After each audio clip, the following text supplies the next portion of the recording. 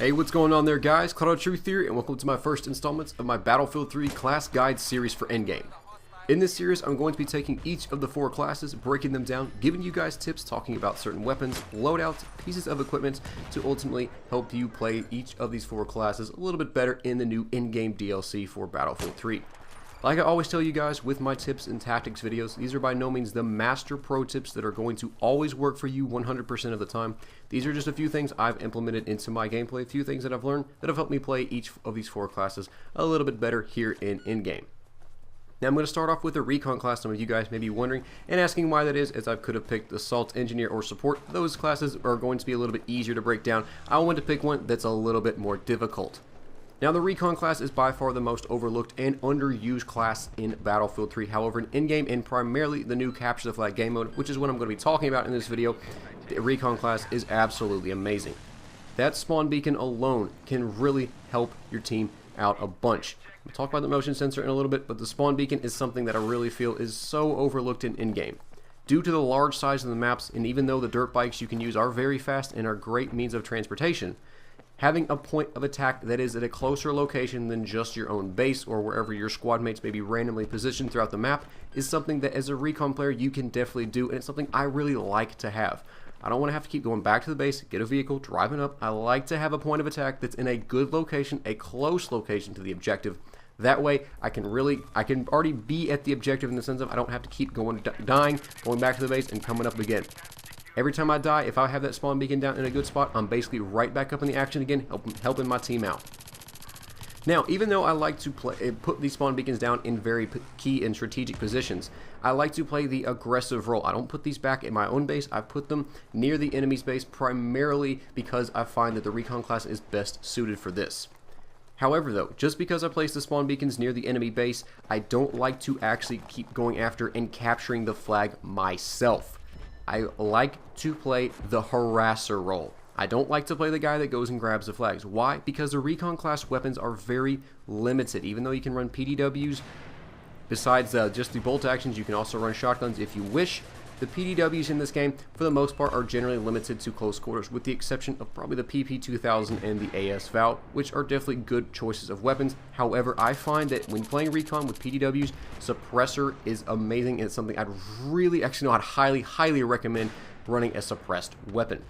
Like I said, the AS Val is an amazing gun to use here in in-game due to the oftentimes long-range engagements you find yourself in.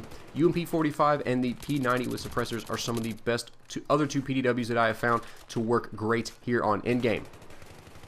Now, what exactly do I mean by playing the harasser role?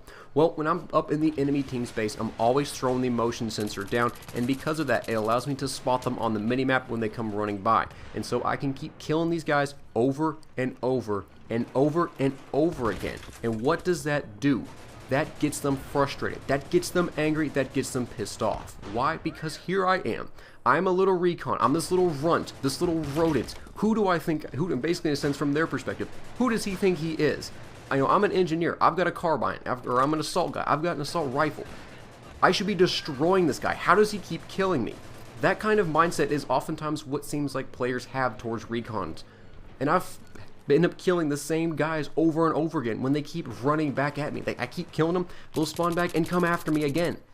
And that's something where if you're doing that as a Recon player, I feel like you're doing this, you're playing Recon in an amazing way. Because once you take the focus of the enemy's team, or their focus off the objective and onto you, that is when you're really shining as a Recon. That's when you're really helping your team out, because if they're just going to focus on you and not the objective, that is going to open the doors up for your team to get a complete blowout victory. And if you are a very skilled player with a PDW or even a semi-automatic sniper rifle and you can keep yourself alive for a long time, you're really going to make a lot of guys angry, and you're going to eventually have a ton of them coming after you. And that is something where, even though it's not the most glamorous role, it doesn't look the best, you may be saying you're not really going after the objective, it's something that is kind of like the guy that's just, he doesn't get the credit, he does all the hard work, and that's what I kind of like to play as a Recon. I don't like to take all the glory. I'm not going to be the one that gets the flag and captures it and scores top of the scoreboard every match. No. I'm going to be the guy that gives my squad mates a position to spawn.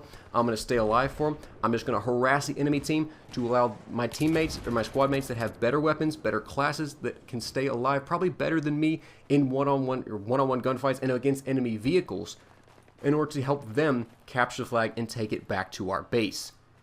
Now, one thing I mentioned earlier is the dirt bikes. Talked about the great method of transportation that they are, and that is something as a Recon player you should be using, not exclusively for your method of transportation, but it's something you should be using almost all the time, because you have no means to I guess counteract vehicles. You have nothing against vehicles. You cannot harm them or destroy them really in any way except for the explosive bolt on the crossbow.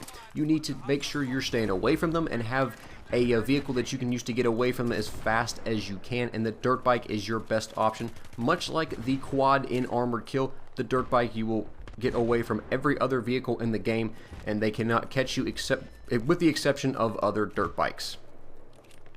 Now here on the side of this hill, I'm kind of playing that harasser role once again. I didn't throw my spawn beacon down. Reason being is that if I put the spawn beacon down here, because we are so close to the enemy team's base, the chances of my team or my squad mates actually landing in a good position is not very high, because if they kind of just take the path of the spawn beacon down, it's going to most likely cause them to overshoot the base, land away in the back, land really where the enemy spawns at, or even in a spot where it's just not a good place to be. And if they were to hold basically and slow down, try to drop straight down when spawning in, when parachuting in, they're going to make for an easy target for the enemy team. So sometimes it's actually a good idea not to put your spawn beacon down if it's in a bad location. Just hold off, stay alive, and let your squad mates spawn on you, and try to move as a squad to a strategic position together. Now, I'm finally going to end up getting killed. I cut some of this video short just because it kind of dragged on a little bit too long. I didn't want you guys to get a little bit bored with the kind of intermittent parts where there's not much action going on in this gameplay. But I ended up getting killed there. I can't remember what streak I was on. It was pretty high, and I actually ended up doing pretty well throughout this game. Like I said, though, I'm not scoring top of the scoreboard. I'm not the guy that has, you know, that gets all the glory. I'm not the one that's, in a sense, that would be if this was any kind of... I'm using this as like a media coverage thing, even though it's completely not. This is not really what it's for. You're not going to get the press coverage in a sense of you're the guys that just do all the grunt work. You do the hard work, and you don't get the credit for it. That's kind of what the Recon class does here in Endgame, but certainly you can use some of these tactics for the other classes in order to do the same thing. However, I feel the Recon class's equipment really suit it the best. Now, like I always tell you guys at the end of my tactics and tips videos, these are just what I have found to work for me in terms of tips and ways to play a certain class. If you have anything else you would like to add or anything else you wish to say in terms of other tips or things that you have found to work for you, please leave a comment down below. I'm always willing to learn and to implement other types of tips, play styles into my own gameplay in order to better my success within each particular class here in Battlefield 3, no matter what DLC it is. Hopefully you guys enjoyed this video. If you did, consider rating it. I would appreciate it very much, as these videos do take quite a long time to edit and get all the footage down to where I want it to be. So showing some support would be much appreciated. And other than that, I will see you guys next time, hopefully with another class guide. Most likely going to be the Assault, maybe even later today if I have the time to. Once again, hopefully you guys enjoyed, and I will see you all later. Bye.